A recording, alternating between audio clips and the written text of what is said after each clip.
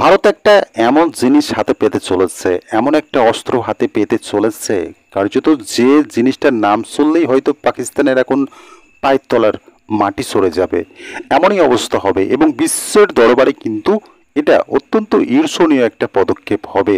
কার্যত বিশ্ব হয়তো ভারতের হাতে এরকম একটা অস্ত্র দেখে ঈর্ষার চোখে দেখবে, এমনটাও মনে করা হচ্ছে।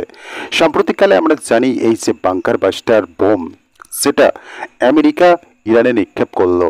আমরা জানি ইরান যে পারমাণবিক ঘাঁটিগুলো সেগুলো কিন্তু ভূগর্ভস্থ স্থলে বানিয়েছে। এর মুখ্য কারণ হলো ইসরায়েলের নজর বাঁচিয়ে তারা সেই ভূগর্ভস্থ স্থানে সেই সমস্ত পারমাণবিক ঘাঁটিগুলো বানাচ্ছে যাতে সেখানে মিসাইল পৌঁছাতে না পারে।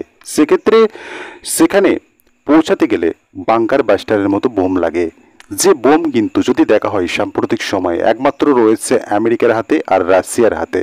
সাম্প্রতিককালের এই ইরান ইসরায়েলের যুদ্ধে যখন ইরান কোনো মতেই দমছে না, কার্যত তারা তাদের সিদ্ধান্তে অনড় যে তারা পারমাণবিক চুক্তি আমেরিকার সাথে করবে না, এই চুক্তি তারা মানবে না। স্বাভাবিকভাবেই কিন্তু আমেরিকা একটা সময় কিন্তু ইরানের সেই সমস্ত পারমাণবিক ঘাঁটিগুলোতে, যেগুলো ভূগর্ভস্থ বহু মাটির তলায় যে সমস্ত পারমাণবিক ঘাঁটিগুলো ছিল, সেগুলো কিন্তু বাংকার বাস্টার বোম দিয়ে উড়িয়ে দিল, নিশ্চিহ্ন করে দিল।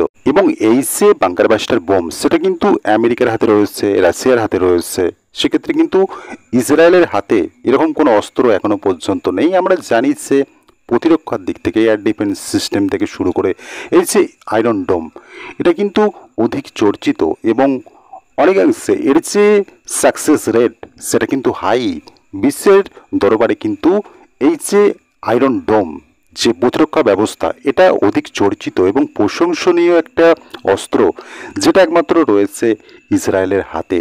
এবং সাম্প্রতিককালে যখন এই বাংকার বাস্টার বোম আমেরিকা ইরানে নিক্ষেপ করছে, ঠিক সেই মুহূর্তেই কিন্তু ভারত সরকার মনে করছে এই অস্ত্রটা ভারতের দরকার রয়েছে সুদূর ভবিষ্যতে। কার্যত এই কাজটাই কিন্তু শুরু করে দিচ্ছে DRDO, defence researching and development organisation.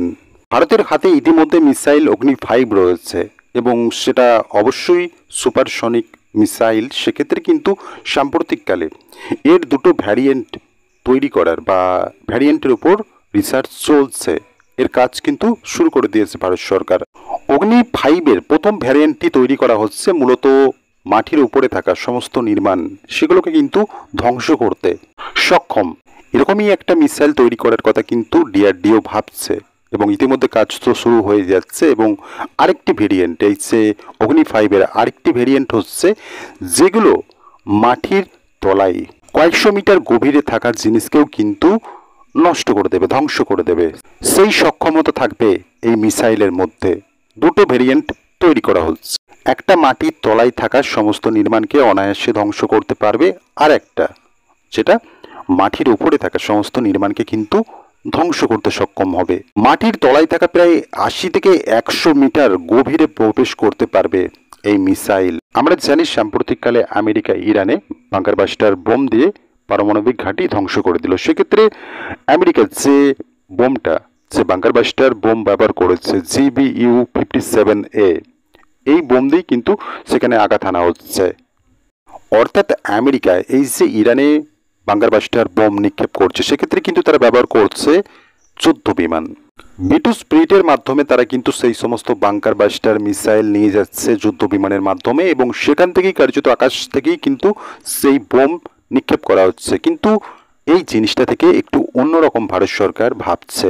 তারা ভাবছে এক জায়গায় থেকে, অর্থাৎ মিসাইল যেভাবে টার্গেট লক করে দিয়ে ছোড়া হয় সেখানে গিয়ে ধ্বংস করে, তো স্বাভাবিকভাবে এক্ষেত্রে কিন্তু ভারত সরকার এই আকাশ পথের ওপর বা যুদ্ধ বিমানের ওপর নির্ভর করছে না। তারা একটু অন্যরকম চিন্তাভাবনা করছে, যাতে এই যে বাংকার বাস্টার বোম সেটাকে এক জায়গা থেকে নিক্ষেপ করা হবে, অর্থাৎ মিসাইলের মতোই কাজ করবে, কিন্তু ভূগর্ভস্থ মাটির গভীরে থাকার জিনিসকেও অনায়াসে ধ্বংস করতে সক্ষম হবে।